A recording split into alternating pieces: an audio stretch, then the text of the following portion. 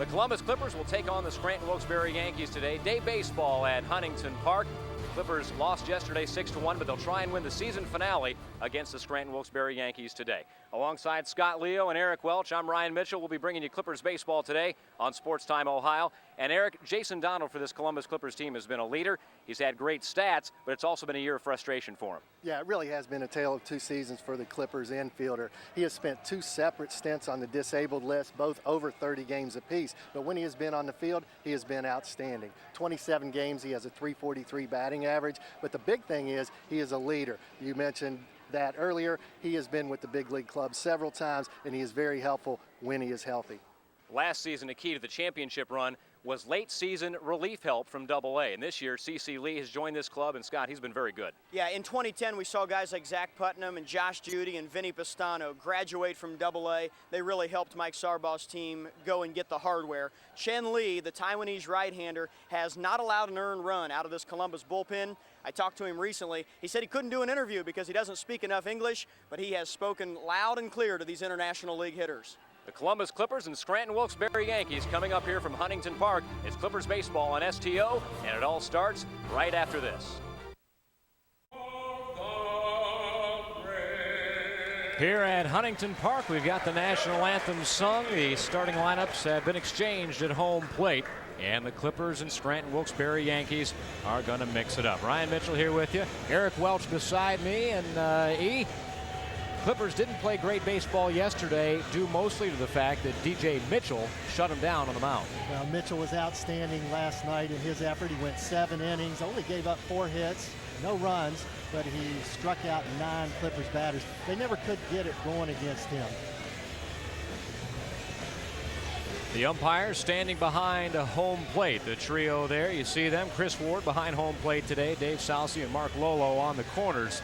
This afternoon's umpiring crew. Chris Ward drew the short straw today. He's got to don the heavy gear behind the dish. The heat index well into the triple digits for this one. Watching some highlight shows last night, they ran through the major leagues and they gave the temperature and the heat index for all the ball games that were taking place. Here you see the flags at Huntington Park blowing across the field from right to left. The Indians and the Clippers flags there among the 7 atop the batter's eye here at Huntington Park. This affiliation goes back 3 years now. And here you see the Indians of the future, led by Mike Sarbaugh. We'll talk to the skipper a little bit later. Indians and Clippers have been affiliated since 2009, and it makes geographic sense. It makes fan base sense. It's been a great marriage so far. It really has, and it coincided with the opening of this wonderful ballpark, Huntington Park. It has been a great marriage so far. Clippers have taken the field wearing the home white pants, those royal blue jerseys with the Sea Ship logo on the left chest and on the crown of that ball cap. The Scranton Wilkes-Barre Yankees have put away the midnight blue jerseys for today. Big surprise. They're wearing the road grays. It is hot and steamy. Those jerseys would not be welcome today. Justin Germano is going to try and set him down. He's been pretty good for the Clippers. Well, he certainly has. He is making just his 4th start on the season. You see, he has made 13 appearances, so he has jumped around, starting rotation to relieving. When he has had control, he has been successful. If he gets ahead of hitters, he's going to do fine. 102, the heat index down on the field at Huntington Park today. I hope if you're at the ballpark and you're watching on the in-house feed or elsewhere watching on Sports Time Ohio, you've got a cold beverage nearby and you can enjoy some baseball here this afternoon as the Clippers and Yankees mix it up for the final time during the regular season. Now, Scranton was looking for a measure of revenge against Columbus coming into this season because the Clippers bounced them from the playoffs a year ago. But so far, the Clippers have gotten the better of the Yankees in 5 of the 7 matchups. Well, they certainly have, except for last night. As we mentioned, DJ Mitchell was outstanding on the hill, silenced the Clippers' bats. They're going to be looking to put the ball in play early and often tonight. And in the 2 wins for Scranton, it has been outstanding starting pitching. Greg Smith earlier in the season shut down the Clippers, and then it was Mitchell yesterday. We're about set to start this ball game. Germano has gone through his final warm-up tosses. It shouldn't take long to get warm today.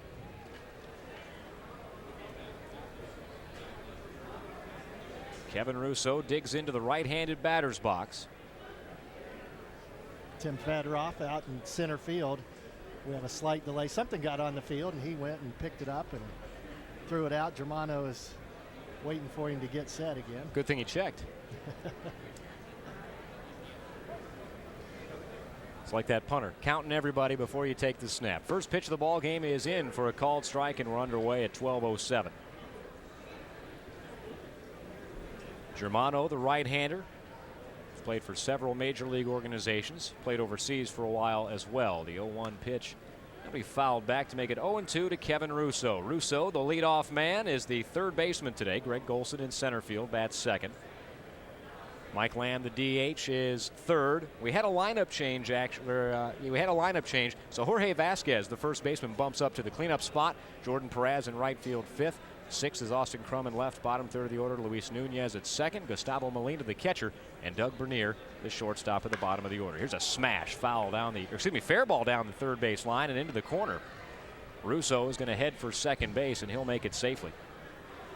Well, Ryan, we talked about Germano getting ahead of the hitters. He was 0-2 on Russo there. He tried to throw a fastball in, but notice it just sails right back out over the middle of the plate. Russo's able to get the hands extended and dump it inside the line. I agree with you. At first, from up here, it looked like it was a foul ball, but it was definitely fair, and now Germano's in trouble already. Leadoff man in scoring position for the Scranton Wilkes-Barre Yankees. The lineup change was Jesus Montero, who was scheduled to be the cleanup man, the three-hitter. The catcher was taken out of the lineup before the game. Now, we were told that there's nothing to be read into that, but this time of year, good luck. The trade deadline approaches. Montero's one of the top prospects in the Yankees system. Golson fouls away a pitch from Germano. Well, in that little move, and once again, you said it was heat related. That's what we were told, and we can understand that. 102 heat index. In that move, you trade a player who is hitting in the 280s, 21 home runs, a number of runs batted in, for a guy hitting 231, 1 home run, 12 RBIs. Clippers will take that. I got him. Got the jersey there of Greg Golson, looked like. So the hill gets taller for Justin Germano. We'll take a look there. Yep, it just caught the jersey. Right across that script, Yankees. Well, if you're going to get hit by a pitch, get hit with just the cloth. That's the way to do it. We saw Shelley Duncan yesterday get hit in the tricep of his left arm, and I'm sure that one ouched for a while. Travis Buck hit in the head the other day. Lonnie Chisenhall took one on the cheek. Lonnie playing with a modified batting helmet. Homered yesterday in the ninth inning, but it wasn't enough as the Indians fell to the Minnesota Twins to even that series at 2 games apiece when it was all said and done. Squibber to Donald. He'll go to second. That's one out. The relay on to first is in time. Lamb is doubled up. Russo goes on to third base.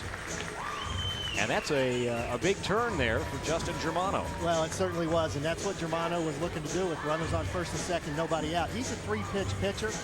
Against the left-handed hitters, he's going to have to throw that changeup, keep it down. He did it right there. It came in at 81 miles an hour, got Lamb off balance, double play. Now he has an opportunity to get out of the inning. Talk about prospects. In Jesus Montero, this Clippers infield is chock full of them.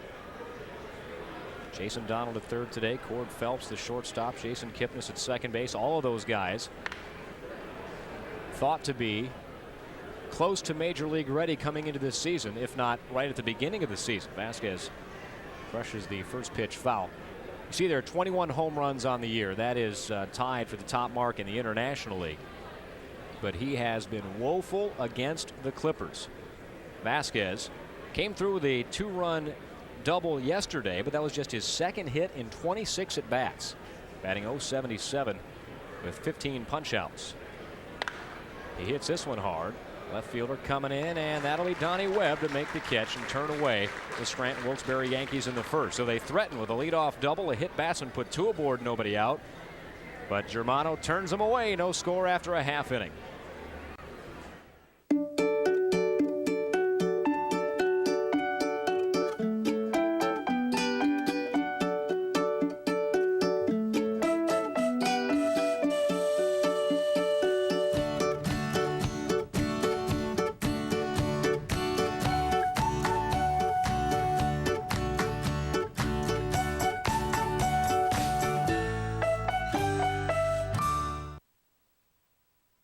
Here's what's on Friday on STO. All bets are off with Chuck Galletti live from Indians Beach Weekend at Progressive Field at 4:30. Followed by the Cleveland Indians versus the Chicago White Sox live at 7. Friday on Sports Time Ohio. STO Double Bucks. Double the savings from your favorite businesses. Gift certificates for half price. Each week, a different partner. Log on to STOHD.com for Double Bucks. City Tap. Buy one $25 gift certificate, get one free at STOHD.com. Introducing Kennywood's newest coaster.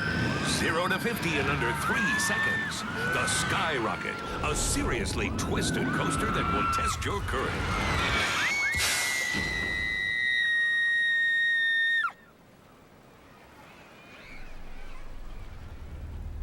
Save $13 on tickets at Giant Eagle and take an easy drive down the turnpike near Pittsburgh. Want to go again? How about the merry-go-round? Welcome back to Columbus, Ohio, the capital city of the Buckeye State. We get a look here at the Short North, one of the neighborhoods that make up the eclectic city of Columbus, Ohio. Is that shade I see there? There is some shade there, cast from the buildings. Here you see the downtown skyline, our point of view from up here in the broadcast booth. Beautiful Huntington Park nestled into downtown in the Arena District. Clippers come to bat here in the bottom half of the first inning, and they'll take on Lance Pendleton. Yeah, Lance Pendleton, the right-hander, he's 2-3 with a 3.23 earned run or 2.1 earned run average. You see there.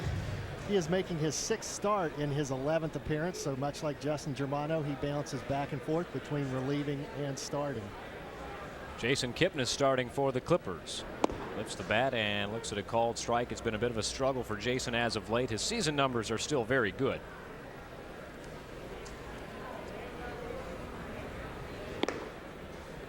1-1 count. Kipnis over his last 8 ball games, batting .091, 3 for his last 33 at bats. Big curveball stays high. Pendleton is relatively old compared to some of the prospects in this Yankees organization. He's 27 years old. He made his major league debut back on April 15th of this season against Texas. He went 3 innings in a relief appearance, did not give up a hit, and struck out 2 of the Rangers. Get a look at Jason Kipnis, who lays that bat flat before lifting it up as the pitcher comes to the dish, and that swing and miss will make it 3-2. Well, and that's a timing mechanism with Kipnis. A lot of hitters have different mechanisms to either get them going, slow them down, keep them loose, and that's one of the things that he does to help him time it up. You see he returns to a very nice stance when he's ready for the pitch. Pitch over at the knees will do away with Jason Kipnis here in the bottom half of the first inning. There's the Clippers batting order after Kipnis. The third baseman Jason Donald coming to the plate right now, batting second. Cord Phelps bats third at shortstop. Shelley Duncan cleans up. He's the DH today. Tim Fedroff in center hits 5th. 6th is Chad Huffman at first base. Michel Hernandez behind the dish. Then Matt McBride, the right fielder, and Donnie Webb in left. Donald, we talked about him in the pregame show, Eric. He looks at a first pitch bouncer. He has, when healthy, been very, very effective for this AAA Clippers club. Well, he really has. He's hitting .326 on the year, 4 home runs, 14 RBI. But in the 27 games since he finally came off the DL in June, he's hitting .343. Skies one here, foul territory. That'll reach the seats.